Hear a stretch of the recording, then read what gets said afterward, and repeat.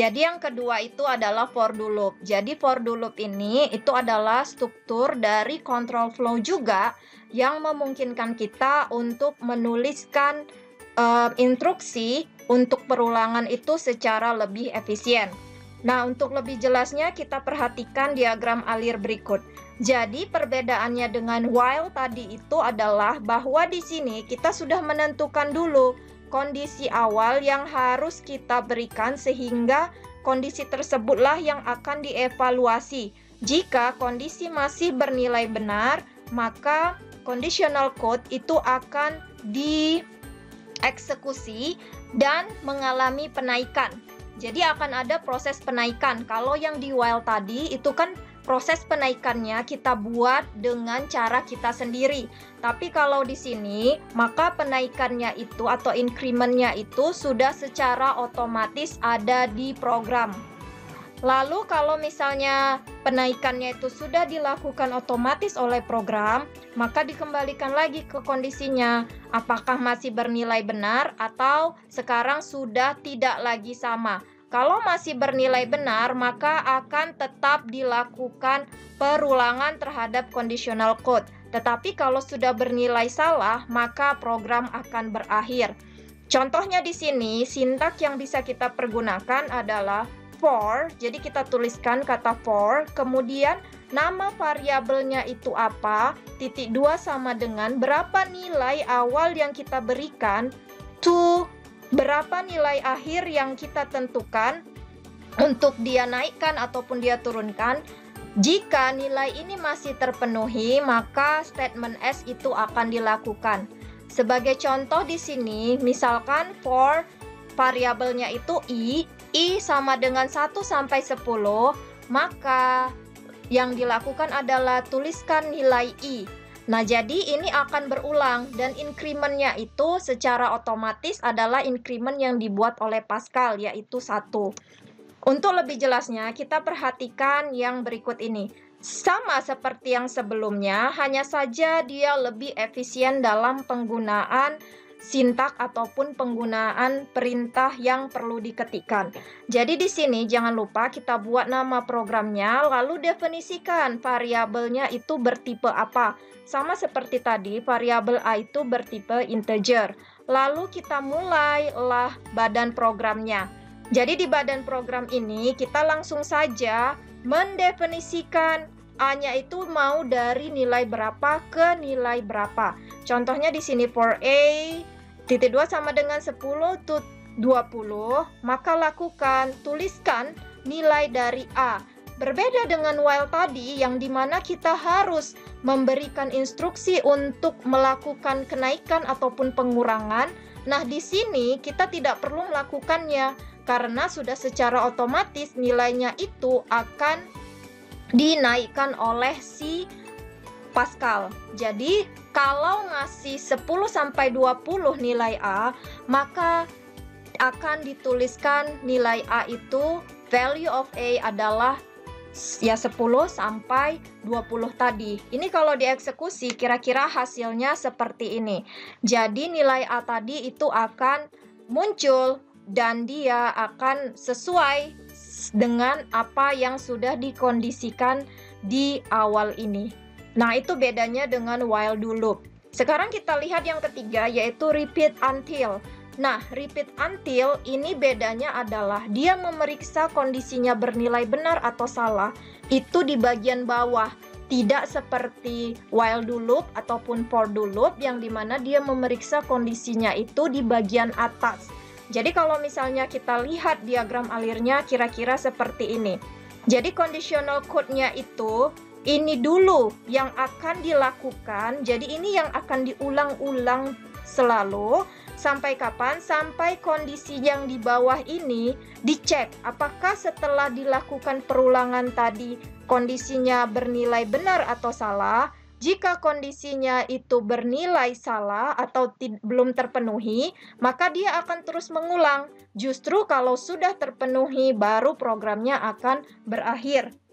Sintaknya sendiri itu adalah repeat statement 1 apa, statement 2 apa, atau statement berapa yang perlu dieksekusi until condition. Jadi sampai kondisi yang seperti apa. Sebagai contoh di sini sama seperti contoh yang 2 tadi, yang while do loop, kita di sini akan mengulangi bahwa sum itu sama dengan sum ditambah number. Nah, kemudian number sendiri itu kita lakukan pengurangan agar kondisinya nanti itu sesuai untuk mengakhiri program ini. Jadi number titik 2 sama dengan number kurang 2. Jadi ketika program itu mengulang eksekusi ini secara terus-menerus dan berakhir kapan? Berakhir ketika kondisi ini terpenuhi, yaitu ketika number sama dengan 0. Makanya di sini if condition is true, justru dia akan berakhir. Tapi kalau conditionnya masih tidak bernilai benar, maka akan terus diulang-ulang. Untuk lebih jelasnya, kita lihat contoh berikut. Nah, jangan lupa tulis nama programnya, tentukan tipe data variabelnya. Nah, lalu mulailah programnya. Sama seperti while do loop tadi, karena kita harus menentukan berapa nilai awal yang tersimpan di memori Pascal untuk A, maka di sini A sama dengan 10. Ini kita definisikan. Boleh juga kalau kalian ingin memasukkan nilai A itu dari user dengan mempergunakan write and read ln. Jadi kalau seperti itu kita mulai perulangannya. Repeat write ln value of A, di mana nilai A itu adalah nilai A yang tersimpan di Pascal. Lalu juga lakukan A itu A tambah 1. Sampai kapan? Sampai A sama dengan 20. Jadi kalau sudah A sama dengan 20, maka program akan berhenti. Nah, kalau A belum sampai sama dengan 20, masih dari 10, pokoknya dia tidak sama dengan 20, maka ini akan tertulis value of A adalah berapa dan akan masuk nilai dari A yang di memori itu berapa. Kalau dieksekusi itu kira-kira seperti ini. Value of A 10, itu karena di awal, oke, nilai A itu masih tidak sama dengan 20, maka tuliskanlah A sama dengan 10. Lalu, ketika sudah ditulis A sama dengan 10, lalu dievaluasi lagi. Sekarang A itu kita ganti ya. Sekarang A menjadi A tambah 1, artinya yang tadinya 10 jadi 11. Nah, A sama dengan 11 itu kan belum sama dengan 20. Maka di-repeat terus-menerus atau diulang terus-menerus sampai suatu ketika A itu bernilai 19. Setelah ditulis di sini A bernilai 19. Lalu sekarang A sama dengan 19 tambah 1. Dan ternyata benar, A sekarang sudah sama dengan 20. Makanya langsung loncatlah programnya untuk berakhir ataupun end. Yang terakhir, yaitu nested loop. Nah, nested loop ini sama seperti yang kita pelajari sebelumnya, yaitu nested if. Jadi pada nested loop ini, dia itu menggunakan satu loop di dalam loop yang lainnya. Ini boleh dipakai untuk for, bisa juga untuk while do, bisa juga untuk repeat. Jadi ketiga-tiganya tadi itu bisa dimasukkan di dalam yang lainnya juga. Contohnya sebagai di sini. Ini di dalam for ada for. Nah, tapi jangan lupa kalau kita pakai for tadi kita pakai begin dan diakhiri dengan n titik koma. Nah, jadi di dalam for-nya tadi juga ada begin dan ada titik komanya juga. Lalu kalau kita pakai while, sama di dalam while, kalau kondisinya terpenuhi, maka cek kondisi yang kedua. Nah, kalau kondisi yang kedua terpenuhi, apa yang dilakukan? Jadi di dalam while itu ada while. Jangan lupa kalau while kita pakai begin dan diakhiri dengan end. Begitu juga dengan repeat. Nah, di dalam repeat itu boleh ada repeat yang lainnya. Jadi akan berakhir ketika kondisi kedua terpenuhi. Dan yang di dalam ini akan berakhir ketika kondisi satu yang terpenuhi. Untuk lebih jelasnya, kita lihat contoh berikut. Nah, ini contoh. Kita karena membutuhkan dua variabel untuk membuat dua perulangan yang berbeda tetapi di tempat yang sama, maka kita definisikan dulu variabelnya itu tipe datanya apa. Di sini tipe datanya adalah integer. Nah, lalu dimulailah perulangan yang sarangnya ataupun yang bagian besarnya, bagian luarnya.